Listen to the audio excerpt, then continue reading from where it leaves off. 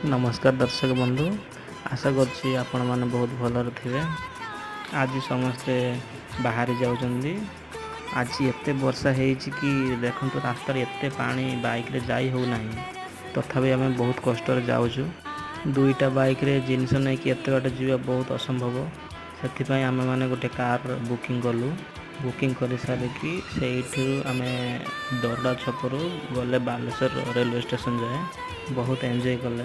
कटिमा को देखते कटिमा केमती हो बसिकी आ भाई भाउज भेणी मु आम समस्ते मिसिकी गले जाकि सेठी राति हो गलानी बहुत। तथापि आम से ट्रेन टिके लेट थिला किंतु मो ट्रेन तापर से राति चली गला पूरा कटिमा को देखते रेलवे स्टेशन केमती होपर आम पलि आसिले से बस ट्रेन से जी आम पलि आसिले विशाखापाटना पहुँची गलानी। देखो सकाळ हो गला।